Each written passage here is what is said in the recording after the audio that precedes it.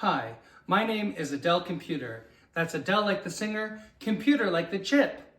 And today, I'm just as Count Ketchup Von Mustard.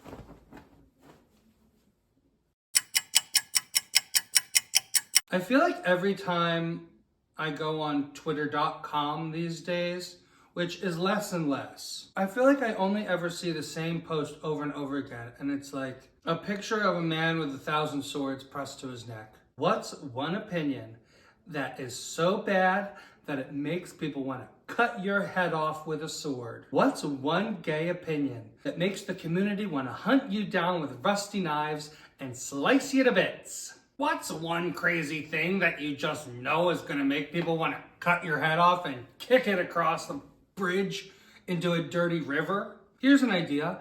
Keep that opinion to yourself.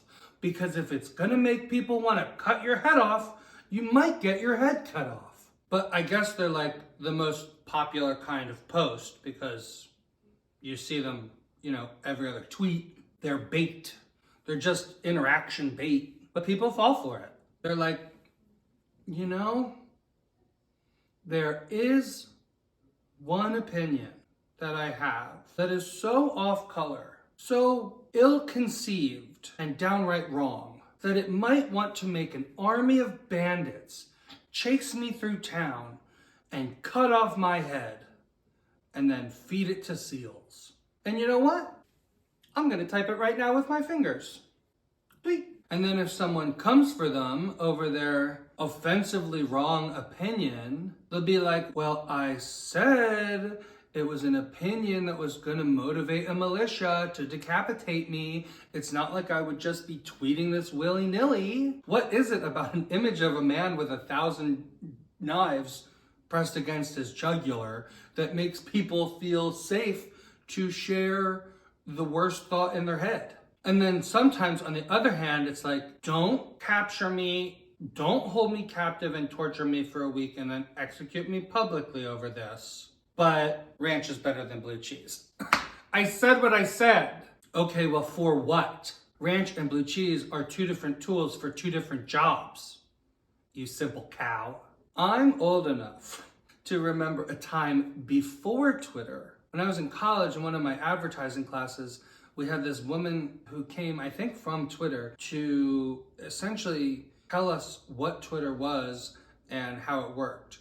And you have to imagine, this is a time before anyone had ever heard the word Twitter. And then almost psychically, it became clear that the whole class thought that Twitter sounded like a euphemism for vagina. And she would be saying things like, oh, you can put anything in your Twitter as long as it fits. The only thing that matters is length. You can tell so much about someone just by looking at their Twitter. We were all kind of trying to not laugh in church. And then she said at the end, I have a friend from high school that I haven't seen in 10 years, and all I had to do was look at her Twitter to know that she got married and had a baby.